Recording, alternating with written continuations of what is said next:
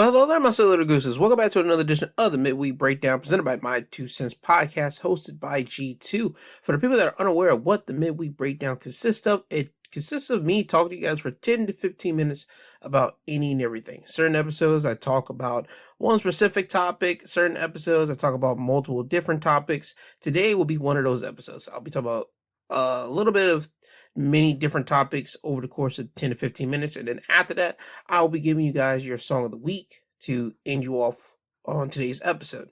Now, before I get into those topics, I do have to do a little bit of house cleaning. I would like for anyone that's listening to this podcast on any podcast site, whether you're on Apple, Amazon, Podbeam, Spotify, whatever the case may be, if you could follow the podcast, click the button, do all that good little stuff. Because when you do so, you are alerted when a new episode is going to drop. I drop episodes on Wednesday for midweek, Saturday for my wrestling highlights of the week, and then my Sundays I talk about stuff in the news for that weekly cycle. And when you do that, again, you're updated on when those episodes are out, and also it helps the podcast to be spread around in the algorithm. And if you could do this, by the way, as well. If you could just spread the podcast around, whether it be with associates, family members of yours, anybody that you're close to, that'd be great, because guess what? I talk about different things. It might pique their interest in what I'm talking about. Just maybe. Just food for thought. Now, with the house cleaning out the way, let's talk about Diddy. I'm not really going to talk much about him. I'm just going to talk about what's been going down so far right now. His house got raided in California and in Miami, I believe. They're looking for any type of evidence that could connect him to some type of sex trafficking, because that's what's happening right here. There's a federal sex trafficking investigation, so Diddy's being looked into. There was a video that was shot by his lawyers. TMZ got it. Other media people got it, and you see in the video, you see the aftermath of the home raid. And let me state this right now. I don't know if Puff did something or didn't do something, but I hate when a police officer or the station comes up in someone's house and raids it up and just leaves your home a complete mess. I hate that, whether you're a rich person, whether you're a regular person. I hate when police do that. It's not cordial, and I get it. They're in and out. They're supposed to be looking for a certain thing or looking for anything that can help them out in their case, and then they can just go out. But here's my thing with that. When you go into someone's homes and you start tearing it up, you have no idea what you're tearing up. You have no idea how much certain things cost. You have no idea if that's a family heirloom. You have no idea of any of these things, and you're just not giving two damns about it. I hate that. If you grab someone's clothing dresser or drawer, flip the clothes out on the bed, then just fold it back up. Fold it up into the square. You might not have to roll it up in the specific way that they once had it, but fold it up in a square and just put the clothes right back in the drawer. If you move something off of someone's dresser, it doesn't mean for you to just have your hand and just swipe everything off onto the ground. Just move it. Hand by hand, move the things out the way until you find something that you're looking for. Don't leave someone's house a mess after you walk up in there. That's not right. Again, I've said it before. Regular people, when I mentioned this before, and I mentioned this some years ago on the pod, and I'm mentioning it here even with rich people, I don't want police officers just to be raiding people's homes and just leaving it a complete shit show after the fact. That's not cool, bro. That's not right at all. So please, officers, I know you're not going to do it, but I'm just begging you, if you're going to perform a raid, just go in there, do your job, but don't leave someone's house like a mess after that. That's all I'm asking. But getting back to Puff, if Puff did it, we'll find out. If he didn't do it, we'll find out. We'll have to wait and see. Again, I don't know what all the specific details are, what they found, what they didn't found. I know when I was watching Entertainment Tonight, they said like the police officers took like one of his laptop, they seized it because they like showed you a photo of it. So again, I don't know if they got something, don't got something, but we'll have to wait and see as more details come about. But again, police officers, just do better in raids. That's all I'm asking. Don't leave someone's house in a shit show after you do your business. That's all I'm asking. On to something that I talked about Sunday. I want to give a little bit of update on something. Russia, as I mentioned, they got attacked. ISIS claimed that attack. It killed 139 people and wounded 182. Russia did capture 4 people, and I'm just going to read you something off here as it comes from Reuters. It would say Putin said on Monday that the attack had been carried out by Islamic militants, but also suggests that Ukraine, which is at war with Russia, may have played a role. Ukraine has denied any role. Russia has said that the 4 suspected gunmen have confessed, but some showed signs of injuries when they appeared in court, raising concern they had been tortured. Now, that comes from Reuters, and then I had to go into another article, and it would list the 4 suspects' names. I do not know how to say their names, so I'm not even going to try. But one of the suspects, they showed up in the court in a wheelchair and was attended by medics. He had difficulty speaking and seemed severely injured with a swollen eye. 3 other suspects had like severe facial bruises on their face. One of the suspects had a plastic bag still partially attached to his neck. That would be characteristic of an aftermath of an asphyxiation torture, where a person has a bag fixed around his head so they begin to suffocate. Another person had a heavily bandaged ear, which would track with an online video seeming to show Russian personnel cutting off part of his ear and then forcing it into his mouth during an arrest. Other online footage show another suspect of the 4 being tortured with electro rods from a military radio attached to his genitals and security service officials taunting him. Now, all of them have been detained. All of them are there. They said they're supposed to be detained until May, I believe. But here's my deal with this. If you happen to do something in another country, what do you think is going to happen? Now, there have been Russian officials saying that they need to follow the book. They're not following the book as clearly as you can see with all the suspects like showing up there wounded. You're not supposed to do that. They're not supposed to be attacked. They're not supposed to be beat up the way that they're shown right now. That's against the rule book. I'm going to say this again to everyone. Do not do anything stupid in a different country. You have no idea what is going to happen to you in said country that you do something stupid in. That's my biggest concern and biggest fear. If I enter into someone else's country and I don't know the laws, I could just literally be walking around chewing gum and I happen to spit it out and I could just miss the trash can. I can easily get mauled right there. I have no idea. That's just an example, but know what type of laws you're getting yourself into when you do this. I know for this instance, this wasn't a law type of situation. These were people coming in to cause havoc for their own belief, but you just got to weigh out the risks versus the rewards here. I'm not certain these guys really thought this ahead.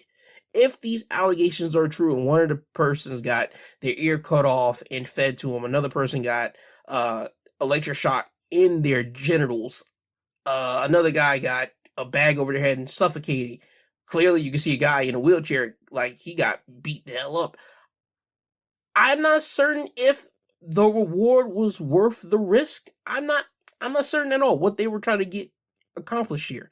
But just don't do anything stupid. And also, Russia, by the way, do not go after Ukraine. Ukraine has said they had nothing to do with this. I believe Ukraine. Ukraine had nothing to do with this. This ain't their type of party here. Again, ISIS, they did claim responsibility for the attack. So if you want to go after someone, go after the right people. Go after ISIS. That's all I'm saying. So again, don't go after Ukraine. Go after ISIS. And also, if you're planning on doing some type of attack in a different country, just know the country that you're getting into and the country that you're going to attack. Because Russia, they don't seem like the type of people that will take this stuff lightly. And as you can hear from my voice and hear from me talking about it, and also if you do a little bit of information and just look into that yourself, you can see the people inside the courtroom, you can tell that Russia, they don't play that type of foolishness. So again, you go about your business if you want to do it, but I would suggest you probably don't.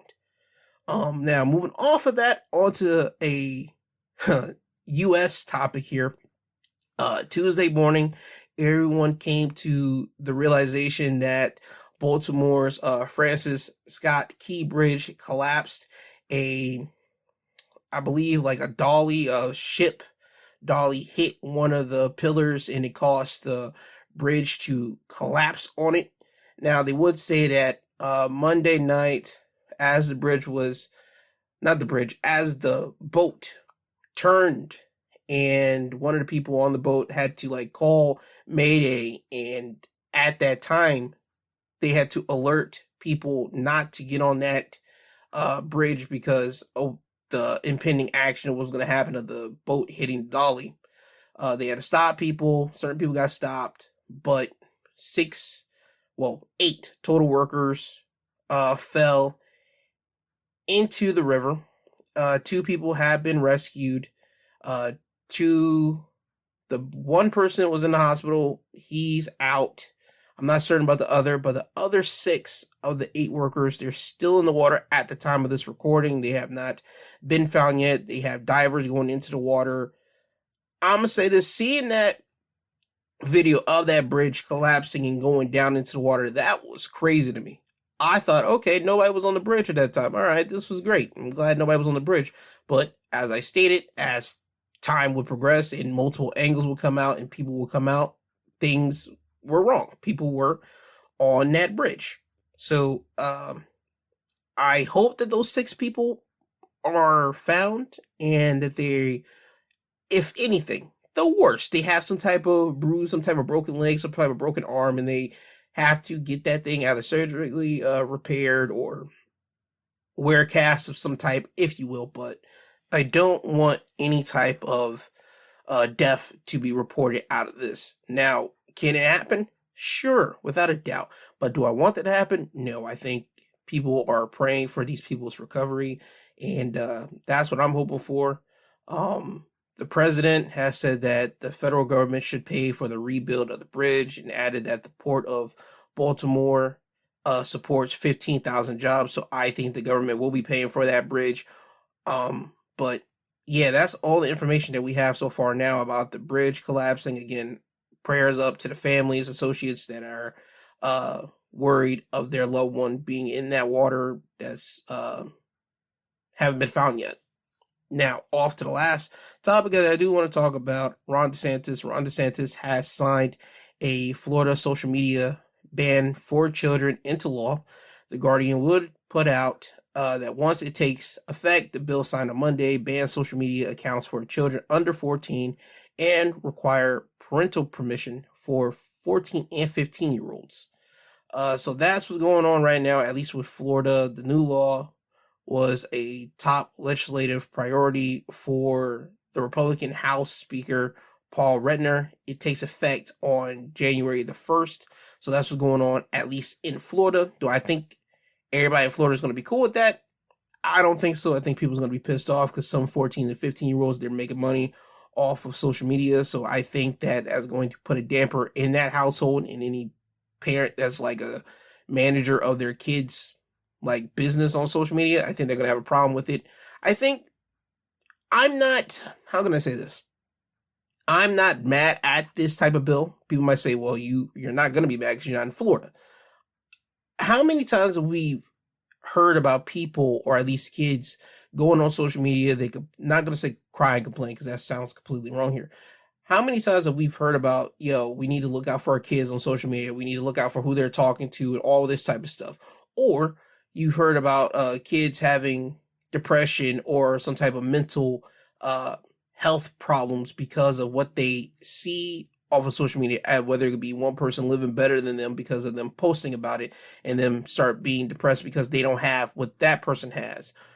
I mean, there's a variety of different things that teenagers feel, and even young children feel when they are on social media, that you would hear people talk about, whether it be parents talk about, news stations talk about. And I think with Florida putting this into law that it stops 14 and, people under 14, and require parents to have their permission for a 14, 15-year-old, I think it's a step in the right direction. I think of what the government might be doing next. Do I think everybody's going to get on board with it? No. Am I going to get on board with that? I don't have kids yet, so I'm not so certain. I mean, with the way that everything's going now, I don't know, to be honest with you. if and when I have kids, because social media will be a completely different beast by that time comes around. It might be worse or it might be calmer, but off the way that the trajectory is moving now with it, I think that there needs to be some type of thing put in place for parents to get their kid on social media. Me personally, that wasn't the case for whenever I was having social media as a preteen to teenager, the MySpace days, and even like some of the Facebook days earlier, before people started popping on to Twitter and everything else. Before that really started getting popping out here, I was able to get on MySpace, get on Facebook, get on and get off without harboring any type of emotions or anything like that. But now the average kid, they can't really do that because you always hear about it. So again, I'm not certain how people feel about it. I just know for me, I'm cool with it until we start seeing something bad happen. But again, we'll have to wait and see what happens on January the 1st. We'll see what goes down. But if this could actually help kids, I'm cool with it. Help teenagers, I'm cool with it. I mean, it's not like they can't find a way how to out loophole it, because kids are always going to do it. I know I did whenever I tried to outmaneuver or finesse some type of system. I know I was able to outmaneuver it. But we'll wait and see. But I just want to let everybody keep informed of what's going on around certain news topics right now. But I believe that's about it. I ran over my time, but hey man, it's my program. I do what I want. Now it's time for me to get you guys out of here. It's on to the song of the week. Song of the week for this week is Jack Harlow featuring Justin Timberlake, Parent Trap. I hope you guys have a great day. Be blessed. You'll hear from me again later. And this has been your midweek breakdown presented by My 2 Cents Podcast, hosted by G2. Have a blessed day, everyone. Looking around, it's hard to believe where I'm at. Everywhere I look, somebody staring back. Paranoid, even out in paradise. Terrified to see my parents pass. Red carpet and some dress shoes and a pair of slacks. I think I might be getting sick of wearing that. I need some peace and the birds might be where it's at. You know, like where them Karens like to run their errands at. I'm on a journey, man, Jared Jack. Got my twin with me like the Parent Trap, there and back. Serenade them with the clarinet. I got the tea and I ain't sharing that. Who the fairest of them all? Shorty's been declaring Jack. Fellas hating, I don't blame them. I mean, how unfair is that? The top is where they like to see you get embarrassed at, especially when you charismatic and the cop is wearing masks. All these airplanes and these check bags. All these rumors and these unchecked facts.